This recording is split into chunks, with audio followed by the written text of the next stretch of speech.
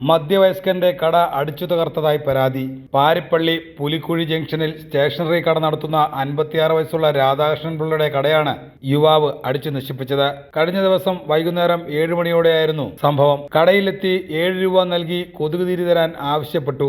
എന്നാൽ കടയുടമ 10 രൂപയാണ് കൊതുകുതിരിയുടെ വിലയെന്ന് പറഞ്ഞതാണ് പ്രകോപനത്തിന് കാരണം. പ്രകോപിതനായ യുവാവ് സമീപത്തുള്ള തന്റെ വീട്ടിൽ തിരികെ പോയി തടിക്കഷ്ണം എടുത്തുകൊണ്ടുവന്ന് കടയിലെ കണ്ണാടി അലമാരയും മിഠായി ഭരണിയും അടിച്ചു തകർത്തു. കൂടാതെ കടയിലെ സാധനങ്ങൾ വാരി പുറത്തേക്കെറിയുകയും ചെയ്തു. അരമണിക്കൂർ ഭീകരാന്തരീക്ഷം സൃഷ്ടിച്ച യുവാവ് സംഭവസ്ഥലത്ത് നിന്നും കടന്നു കളഞ്ഞു. കടയുടമ പാരിപ്പള്ളി പോലീസിൽ വിവരമറിയിച്ചു. സംഭവസ്ഥലത്ത് പോലീസ് എത്തുകയും യുവാവിനെ അന്വേഷിച്ചുവെങ്കിലും കണ്ടെത്താനായില്ല. രാവിലെ കടയുടമ പാരിപ്പള്ളി പോലീസിൽ പരാതി നൽകി. യുവാവ് കടയിലെത്തി ദൈനംദിനം പ്രശ്നങ്ങൾ ഉണ്ടാക്കാറുണ്ടെന്നും കടയുടമ പറഞ്ഞു. ഒരുപാട് കേസിൽ പ്രതിയായ അച്ചു എന്ന വ്യക്തി എന്നെ നിരന്തരം എൻ്റെ കടയിൽ വന്ന് ശല്യം ചെയ്യുകയും എന്നെ ജീവിക്കാൻ അനുവദിക്കാത്ത രൂപത്തിൽ പെരുമാറുകയും മാസങ്ങളായി ഇത് തുടർന്നുകൊണ്ട് 7 മണിക്ക് ശേഷം വൈകുന്നേരം 7 മണിക്ക് ശേഷം മദ്യപിച്ചുകൊണ്ട് വന്ന് ഇത് തുടർന്നു പോവുകയും എനിക്ക് സാധാരണക്കാരായ ഞാൻ ഒരു ചെറിയ കട കൊണ്ട് ജീവിക്കുന്ന വ്യക്തിയാണ്. ഞാൻ തൊട്ടടുത്തുള്ള വ്യക്തിയും കൂടെയാണ്.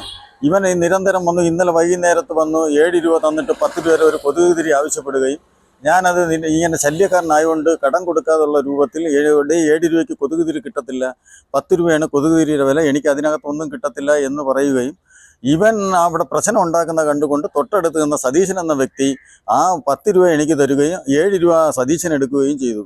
കൊതുകുതിരി ഞാൻ കൊടുത്തു.